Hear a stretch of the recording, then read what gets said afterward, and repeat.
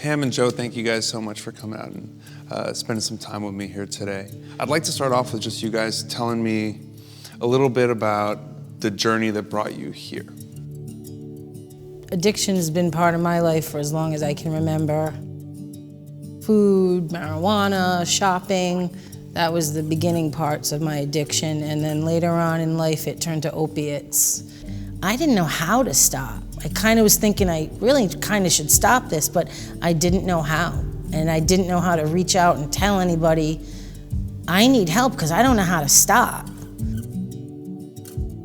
I started using drugs when I was about 12 because I started using it at such a young age. It just went on and on and on. I just thought this was how you're supposed to live. Right on up until I met Pam. You know, we met each other and we were getting to know each other and falling in love, talking and texting on the phone. So I moved to Florida and we continued to use. It actually took my child getting involved and reaching out to my friends and saying, we got to do something with my mom. I don't want my mom to die. I thought I was walking into a weekday card game with my girlfriends, and I was met with a semicircle of probably about 12, 15 people. I was furious. I was not going to do this. I was going to tell them all where they could put it. With their threats, I didn't care. But before the whole intervention really got underway, my son approached me and just looked at me and said, Mom, please do this. And I could not look at my child and tell him that he wasn't worth me giving this a shot. So before anybody did anything, I basically said, it's a wrap, I'll do it. And that's when the journey began. But before I said I would do it, I said, well, if I'm going, he's got to go too, because he's an addict too. I was just the byproduct recipient of her intervention, and best thing ever. It's changed both our lives, like a complete 180 in every way. So do you have any children? I do. Yeah. How was your relationship with them while you were using? My relationship was deteriorating and I didn't know it, you know, and I didn't want to really do anything about it. They would see me high. It was inappropriate. It's the best word for my relationship. It's kind of the same question for you, Pam. You know, what was it like for your kids, you know, seeing you in your addiction? What's it been like seeing you now in recovery? How's your relationship changed? I almost feel like I'm gonna cry to talk about this because it's probably the thing I regret most about my active addiction is that being a mother didn't come first, and it was okay that I was high in front of my kids and that they were seeing me nod out.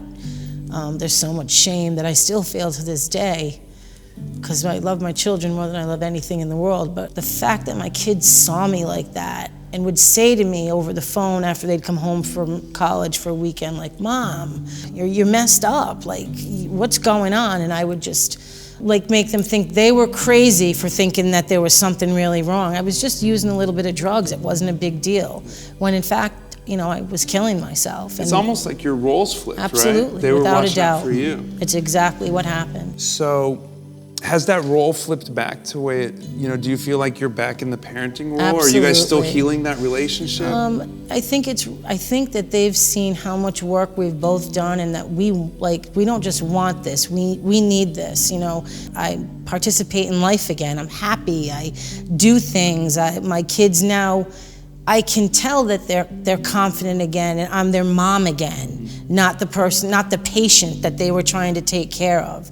They know that I'm back in control of being a positive, healthy person, and they know they can depend on me now. And awesome. Yeah, it really feels amazing. That's beautiful. Besides staying in recovery, you know, what do you have to look forward to? You know, what are some of you know, where do you go from here? I guess is what I'm asking. I could just say one of the big things for me, it's not somewhere I'm going, it's somewhere I just came from, but my daughter just got married in July, and normally it would be something I wouldn't even been straight for or thought about it or even been able to make it there. But it was just an amazing feeling to be able to go to my daughter's wedding and to be clean, yeah. You know, and have a clear head. It was amazing. But as far as the future, you know, stay connected to people in recovery and help others. So Pam, same question. You know, what are you looking forward to? What are you excited for? Recovery Unplugged gave me the opportunity to hear the message of H&I, which is hospitals and institutions, that it's a 12-step programs when they come into the actual rehab facility and they talk about a 12-step program. If I had never gone to Recovery Unplugged, I just wouldn't have known about that. I know that my future is helping other addicts get clean, whether it's on a professional level or just being part of a 12-step fellowship and helping a newcomer. And to be a parent to my children again and to watch them grow. And so I have a lot of amazing, amazing things that are going to happen in my life and through my children and family and friends. And I just want to be part of it. You know, this is a really great opportunity for you guys to kind of reach a lot of people. Joe, we'll start with you. What's one thing that you would share with somebody else who, you know, thinking that they're too old to do it, or, you know, what would you want to say to somebody? You're never too old for recovery, never. You've beaten yourself up long enough, and there's hope. There's a better life. It's, I mean, for myself, I want to live a normal, peaceful life without having the stress of using and the wasting of money. And I have met great people in recovery, and there's hope. There's no need to. You don't have to keep using at any age. I'm Joe, and I've been clean for 6 months and 3 weeks. And it's the best thing I've ever done in my life. Pam, same question. You know, what would you want to share with somebody who's your age, who's thinking about this, scared about this, nervous about it? You know, aside from all the health problems that are eventually going to come from long drug use, like, I feel like I've been blessed. I hope that I cut off the drug use just before I did something major that can't be repaired. So hopefully I have a good chunk of years left that I can still enjoy my children, maybe one day enjoy grandchildren. There's so much more life, and living it clean and sober and healthy is so much better than it was just being in a fog, just in a continual fog. So anybody that thinks maybe, oh, I'm too old for that, absolutely not. I mean, if you're gonna live another 2 weeks, live them clean and happy and crisp and clear. My name's Pam, and I've been clean for 6 months and 3 weeks.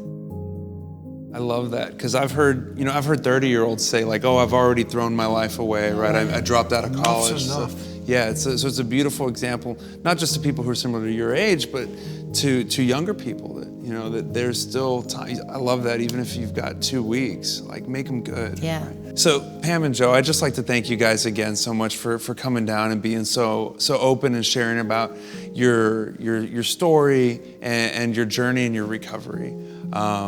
I, for one, really enjoyed it, and I'm very proud of both of you guys. Thank you very much for having us. Yeah, Thanks. Thank you guys.